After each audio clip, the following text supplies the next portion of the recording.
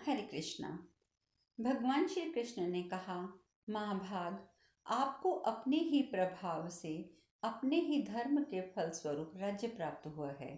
प्रभु, जो राज्य आपके बाप दादाओं का ही है वह आपको कैसे नहीं मिलता? धृतराष्ट्र के पुत्र दुराचारी हैं, वे पांडवों का क्या कर लेंगे? आप इच्छानुसार पृथ्वी का पालन कीजिए और सदा धर्म मर्यादा की धुरी धारण करिए। कुरुनंदन, संक्षेप में आपके लिए धर्म का उपदेश इतना ही है कि ब्राह्मणों की सेवा कीजिए। आज ही बड़ी जल्दी में आपको यहाँ नारद जी पधारने वाले हैं। उनका आदर सत्कार करके उनकी बातें सुनिए और उनकी आज्ञा का पालन कीजिए।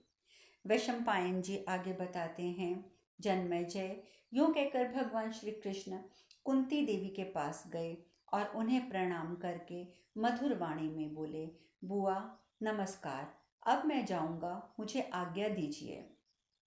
कुंती देवी बोली, केशव, लाक्षागृह में जाकर मैंने जो कष्ट भोगा है उसे मेरे पूज्य पिता कुंती बोझ भी नहीं जान सके हैं। गोविंद, तुम्हारी सहायता से ही मैं इस महान दुख समुद्र से पार हुई हूँ। प्रभु, तुम अनाथों के, विशेषतः तीन दीन दुखियों के रक्षक हो। तुम्हारे दर्शन से हमारे सारे दुख दूर हो जाते हैं। महामते, इन पांडवों को सदा याद रखना, ये तुम्हारे शुभ चिंतन से ही जीवन धारण करते हैं। वैशंपायन जी कहते हैं, जन्मेजय, तदंतर भगवान श्री कृष्ण ने कुंती जी से आज्ञा ली, ये कहकर कि मैं आपकी आज्ञा का पालन करूंगा, और ये कहकर प्रणाम करके विदा ले सेवकों के साथ वहां से जाने का विचार किया। राजन, इस प्रकार उस पुरी को बसाकर बलराम जी के साथ वीरवर श्री कृष्ण पांडवों की अनुमति से द्वारिकापुरी की ओर चले गए। इस प्रकार महाभारत का नगर निर्माण विषयक 206 अध्याय पूर्ण हुआ। जन्मेजय जी ने पूछा, तपोधन, इस प्रकार इंद्रप्रस्थ का राज्य प्राप्त कर लेने के पश्चात महात्मा पांडवों ने कौन सा कार्य किया? मेरे पूर्व पितामह सभी पांडव महान सत्व मनोबल से संपन्न थे। उनकी धर्मपत्नी द्रौपदी ने किस प्रकार उनका अनुसरण किया? वे महान सौभाग्यशाली नरेश जब एक ही कृष्णा के प्रति अनुरक्त थे तो क्या उनमें आपस में फूट कैसे नहीं पड़ पाई? तपोधन, द्रौपदी के संबंध रखने वाले उन पांडवों का आपस में कैसा बर्ताव था, मैं अब उसके बारे में सुनना चाहता हूँ। वैशंपायन जी कहते हैं, राजन, धृतराष्ट्र की आज्ञा से राज्य पाकर परम तप पांडव द्रौपदी के साथ खांडव प्रस्थ में विहार करने लगे। सत्य प्रतिज्ञ महातेजस्वी राजा युधिष्ठिर उस समय राज्य को पाकर अपने भाइयों के साथ धर्म पूर्वक पृथ्वी का पालन करने लगे। वे सभी शत्रुओं पर विजय पा चुके थे, सभी महाबुद्धिमान थे, सबने धर्म सत्य का आश्रय ले रखा था। इस प्रकार वे पांडव बहुत बड़े आनंद के साथ रहते थे। नरश्रेष्ठ पांडव नगरवासियों के संपूर्ण कार्य करते हुए बहुमूल्य और राजोचित सिंहासन पर बैठा करते थे। एक दिन जब वे सभी महामना पांडव अपने सिंहासनों पर विराजमान थे, उसी समय देवर्षि नारद अकस्मात वहां आ पहुंचे। उनका आगमन आकाश मार्ग से हुआ, उन जिसका नक्षत्र सेवन करते हैं, जिस पर गरुड़ चलते हैं, जहाँ चंद्रमा और सूर्य का प्रकाश फैलता है, और जो महर्षियों से सेवित हैं। जो लोग तपस्वी नहीं हैं उसके लिए व्योम मंडल का ये दिव्य मार्ग दुर्लभ है।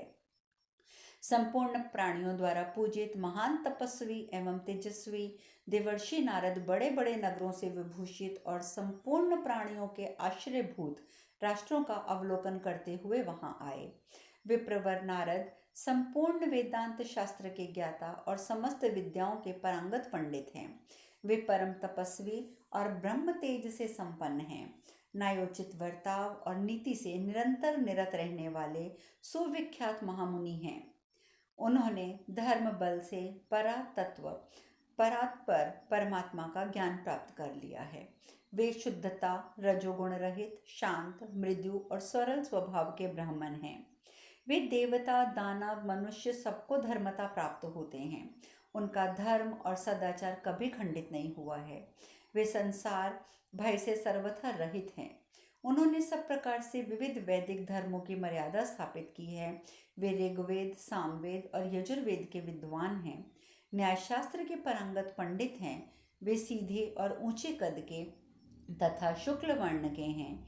वे निष्पाप नारद अधिकांश समय यात्रा में व्यतीत करते हैं। उनके मस्तक पर सुंदर शिखा शोभित है। वे उत्तम कांति से प्रकाशित होते हैं। वे देवराज इंद्र के दिए हुए 2 बहुमूल्य वस्त्र धारण करते हैं। उनके वे दोनों उज्ज्वल वस्त्र महीन, दिव्य और सुंदर और शुभ हैं। दूसरों के लिए दुर्लभ और उत्तम ब्रह्म तेज से युक्त वे बृहस्पति के समान बुद्धिमान नारद जी राजा युधिष्ठिर से मिलने के लिए महल में उतरे।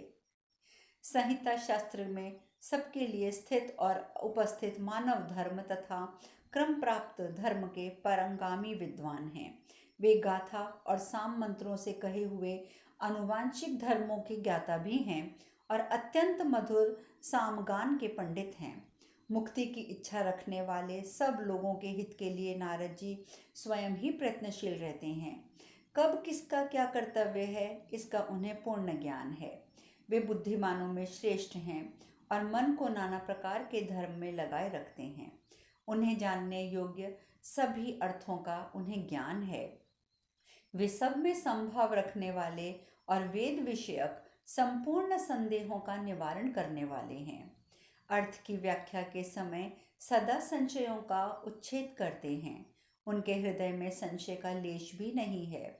वे स्वभावतः धर्म निपुण और नाना धर्मों के विशेषज्ञ हैं। लोक, आगम धर्म और वृत्ति संक्रमण के द्वारा प्रयोगों में आए हुए एक एक शब्द के अनेक अर्थों को पृथक पृथक श्रवण गोचर करने वाले और अनेक शब्दों के एक अर्थ को तथा विभिन्न शब्दों के विभिन्न भिन्न अर्थों को वे पूर्ण रूप से देखते और समझते हैं। सभी अधिकरणों और समस्त वर्णों के विकारों में निर्णय देने में निमित्त वे सब लोगों के लिए प्रमाणभूत हैं। सदा सब लोग उनकी पूजा करते हैं। नाना प्रकार के स्वर, व्यंजन, भांति भांति के छंद, समान स्थान वाले सभी वर्ण, समागन्य, समाध्यान और तथा धातु, इन सब के उद्देश्यों की नारद जी बहुत अच्छी व्याख्या करते हैं। संपूर्ण आख्यात प्रकरण धातु रूप तिंदप आदि का प्रतिपादन कर सकते हैं। इस प्रकार संधियों के संपूर्ण रहस्यों को जानते हैं। पदों और अंगों को निरंतर स्मरण करते हैं। विभाषित, भाषित और हृदय गमन करने के लिए उन्हें यथार्थ ज्ञान है। वे अपने तथा दूसरे के लिए स्वर संस्कार तथा योग साधना में तत्पर रहते हैं। वे स्वर, वर्ण तथा अर्थ तीनों की वाणी को विभूषित करते हैं। प्रत्येक धातु के प्रत्ययों का नियम पूर्वक प्रतिपादन करने वाले हैं। 5 प्रकार के जो अक्षर समूह हैं तथा स्वर हैं, उनको भी वे यथारूप में जानते हैं। उन्हें आया देख राजा युधिष्ठिर ने आगे बढ़कर उन्हें प्रणाम किया और अपना परम सुंदर आसन उन्हें बैठने के लिए दिया। जब देवर्षि उस पर बैठ गए तब परम बुद्धिमान युधिष्ठिर जी ने स्वयं ही विधि पूर्वक उन्हें अर्घ्य निवेदन किया और उन्हीं के साथ साथ उन्हें अपना राज्य समर्पित कर दिया। उनकी ये पूजा ग्रहण करके देवर्षि उस समय मन ही मन बड़े प्रसन्न हुए। फिर आशीर्वाद सूचक वचनों के द्वारा उनके अभ्युदय की कामना करते हुए बोले, तुम भी बैठो। नारद की आज्ञा पाकर राजा युधिष्ठिर बैठे और कृष्णा को कहला दिया कि स्वयं भगवान नारद जी पधारे हैं। यह सुनकर द्रौपदी भी पवित्र एवं एकाग्रचित होकर उसी स्थान पर गई जहाँ पांडवों के साथ नारद जी विराजमान थे। धर्म का आचरण करने वाली कृष्णा देवर्षि के चरणों में प्रणाम करके अपने अंगों को ढके हुए हाथ जोड़कर खड़ी हो गई। धर्मात्मा एवं सत्यवादी मुनि श्रेष्ठ भगवान नारद ने द्रौपदी को नाना प्रकार के आशीर्वाद देकर उस सती साध्वी देवी से कहा, अब तुम भीतर जाओ। कृष्णा के चले जाने पर देवर्षि ने एकांत में युधिष्ठिर आदि समस्त पांडवों से कहा, पांडवों, यशस्विनी पांचाली तुम सब लोगों की एक ही धर्मपत्नी है। अतः तुम लोग ऐसी नीति बना लो जिससे तुम लोगों में कभी आपस में परस्पर फूट ना हो। पहले की बात है, सुंद और उपसुंद नामक 2 असुर भाई थे। वे सदा साथ साथ रहते थे तथा एक दूसरे के लिए अवध्य थे। केवल आपस में लड़कर ही वे मर सकते थे। उनकी तीनों लोकों में बड़ी ख्याति थी। उनका एक ही राज्य था और एक ही घर था।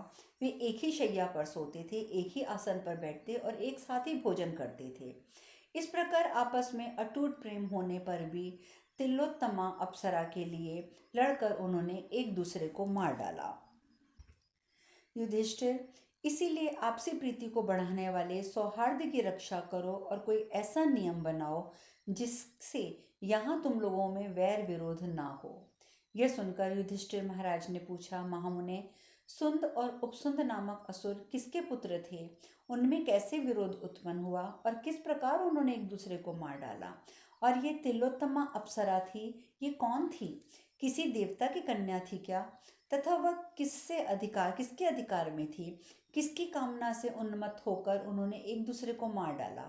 तपोधन, ये सब वृतांत किस प्रकार से घटित हुआ, हम ये विस्तार पूर्वक सुनना चाहते हैं। ब्राह्मण, उसे सुनने के लिए हमें बहुत उत्कंठा है। इस प्रकार से विदुर आगमन विदुर आगमन राज्य पल्लव पर्व में युधिष्ठिर नारद संवाद विषयक 207वां अध्याय पूर्ण हुआ। नारद जी बोले, कुंती नंदन युधिष्ठिर, ये वृतांत जिस प्रकार संघटित हुआ था वह प्राचीन इतिहास मैं तुम सब भाइयों को सुनाऊंगा। प्राचीन काल में महान दैत्य हिरण्यकश्यपु के कुल में निकुंभ नाम के प्रसिद्ध एक दैत्य राज हुए, जो अत्यंत तेजस्वी और बलवान थे। उसने महाबली और भयानक पराक्रमी 2 पुत्र हुए, जिनका नाम था सुंद और उपसुंद। वे दोनों दैत्यराज बड़े भयंकर और कुक्रूर हृदय के थे। उनका एक ही निश्चय होता था कि एक ही कार्य के लिए वे सदा सहमत रहते थे। उनके सुख और दुख भी एक ही प्रकार के थे, वे दोनों सदा साथ साथ ही रहते थे। उनमें एक के बिना दूसरा ना तो खाता पीता था, ना किसी से कुछ बातचीत ही करता था। वे दोनों एक दूसरे का प्रिय करते थे और परस्पर मीठे वचन बोला करते थे। उनके शील और आचरण एक से थे, मानो एक ही जीवात्मा 2 शरीरों में विभक्त कर दी गई हो। वे महापराक्रमी दैत्य साथ साथ बढ़ने लगे। वे प्रत्येक कार्य में यहाँ पर निश्चय पर एक ही समय पर पहुँचते थे। किसी समय वे तीनों लोकों पर विजय पाने की इच्छा से एक मत होकर गुरु से दीक्षा लेकर विंध्य पर्वत पर आए और वहाँ कठोर तपस्या करने लगे। भूख और प्यास का कष्ट सहते हुए सिर पर जटा तथा शरीर पर वत्कल धारण किए वे दोनों भाई दीर्घ काल तक भारी तपस्या में लगे रहे। उनके संपूर्ण अंगों में मैल जम गई थी। वे हवा पीकर रहते थे और अपने ही शरीर के मांसखंड काट काट कर अग्नि में आहुति देते थे। तदंतर बहुत समय तक पैरों के अंगूठों के अग्रभाग के बल पर खड़े होकर दोनों भुजाएं ऊपर उठाए एकटक दृष्टि से देखते हुए वे दोनों व्रत धारण करके तपस्या में संलग्न रहे। उन दैत्यों की तपस्या के प्रभाव से दीर्घ काल तक संतप्त होने के कारण विंध्य पर्वत धुआं छोड़ने लगा। ये एक बहुत अद्भुत सी बात हुई। उनकी उग्र तपस्या देखकर देवताओं को बहुत भय हुआ। वे देवतागण उनका तप को भंग करने के लिए अनेक प्रकार के विघ्न डालने लगे।